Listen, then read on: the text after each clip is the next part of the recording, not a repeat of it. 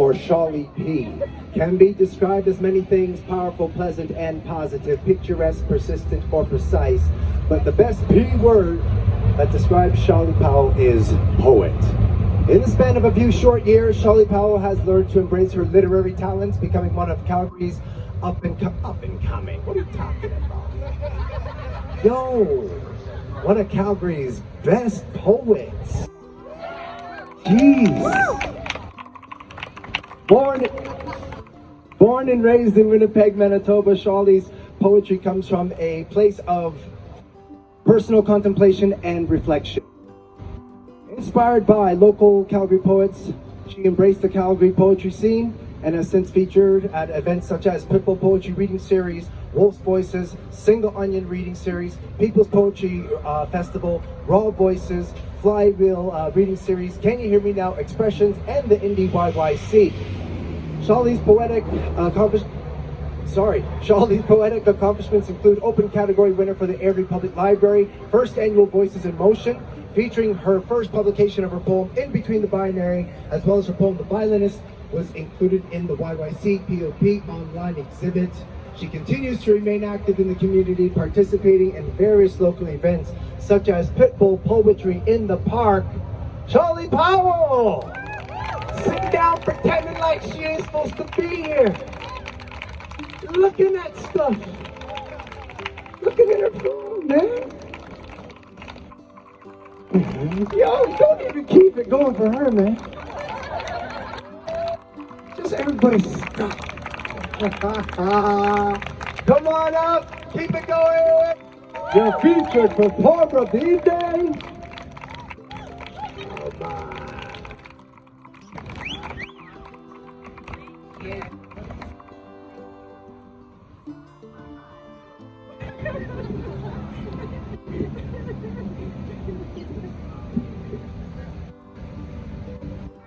Sitting there in Wakefield because I didn't know who you were talking about.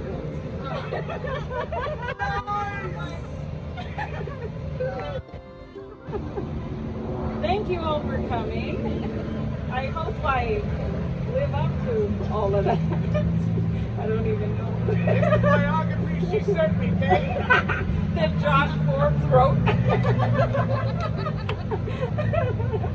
Thank you all for coming. I appreciate you coming. I appreciate everybody. The art's very important.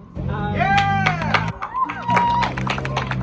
Over the last couple of weeks, we did have a few Wakefield students, so I hope to watch them grow and bring the next generation to the stage. They're done growing. They're awesome. Because I'm getting old and tired. I have just sort of put together a couple of things from the last probably about 3 years randomly.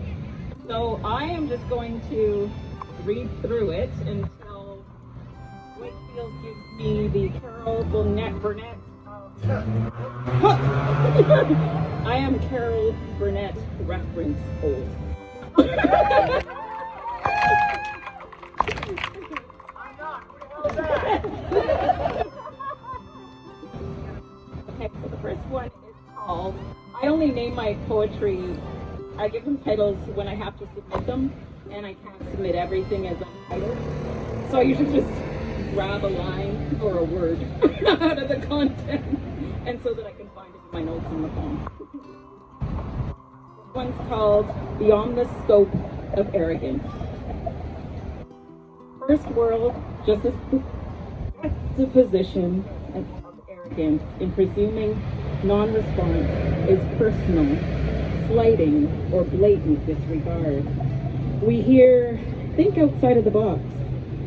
We should practice thinking outside of oneself. Our personal perspectives are limited by the scope of what we know and misled by what we think we know, fueled by association of advancement in technology at our fingertips.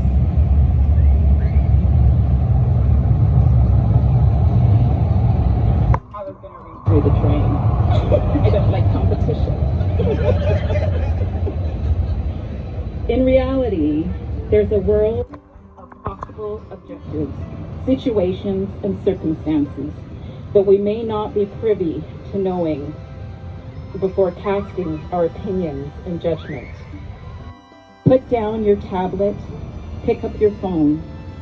Calls of concern may be harder to make, evoking thought behind words and feeling behind sentiment that sometimes may only be conveyed through the tone and depth of a sincere voice on the other end. We once walked miles to check the status of a neighbor or deliver news of condolence or announcement of joyous celebration, now spoiled by the luxury of distance and disregard, not wanting to feel uncomfortable, yet wanting our position or point to be known or heard. We text, PM, message, leaving the tone and context to the interpretation of the recipient, unintentionally intended. Speaking in between the lines, creating a new nonverbal language, all of its own.